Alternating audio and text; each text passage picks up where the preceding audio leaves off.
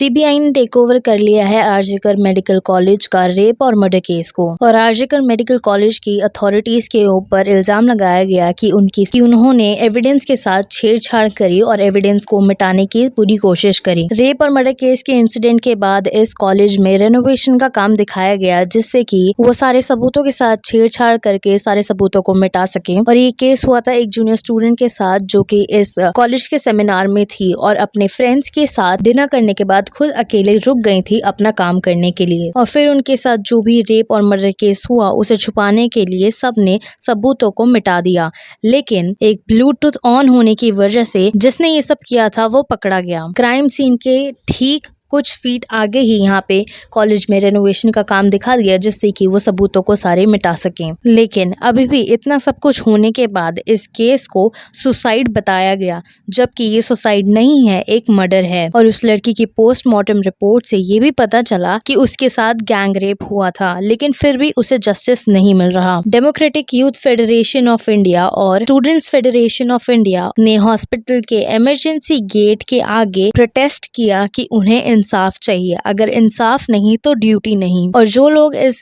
Murder rape case में शामिल थे, जिन्होंने उस लड़की का गैंग रेप किया, उसमें से सिर्फ एक ही पकड़ा गया है। अभी बाकी के जो लोग थे जिन्होंने ये सब किया था, उन्हें अभी भी छुपाया जा रहा है। और 14 अगस्त की आधी रात को लोगों ने, आधे से ज्यादा इंडिया के लोगों ने प्रोटेस्ट करना शुरू कर दिया सड़कों पे जाकर कि उन्हें जस्टिस चाहिए, कि विक्टिम के साथ जो हुआ वो बिल्कुल भी सही नहीं हुआ, हमें जस्टिस चाहिए और ऐसा आगे किसी भी फीमेल के साथ नहीं होना चाहिए। कोलकाता में हुआ ये रेप और मर्डर केस, जितने भी लोगों ने प्रोटेस्ट किया, इस हॉस्पिटल के अंदर घुस के उन्होंने हॉस्पिटल के हर एक सामान को तोड़ दिया। इतना ही नहीं, कई लोगों ने मिलके यहाँ तक कि पुलिस ऑफिसर्स की गाड़ी को भी पलटने की कोशिश की और पूरे हॉस्पिटल को तहस नहस कर दिया। और इतना सब कुछ होने के बाद भी अभी भी उन कल्प्रिट को नहीं पकड़ा गया है।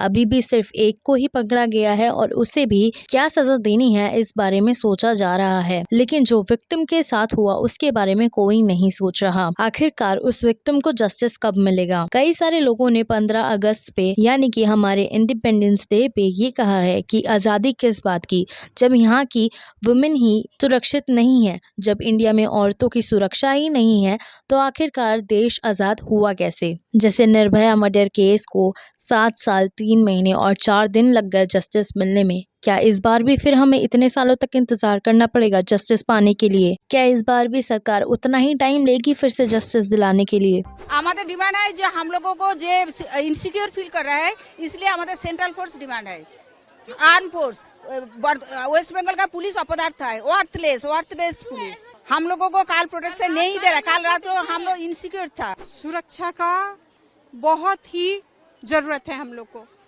हम लोग नाइट नहीं कर पा रहे हैं, कोई ड्यूटी करना मुश्किल हो गया है। हम लोग का डिमांड है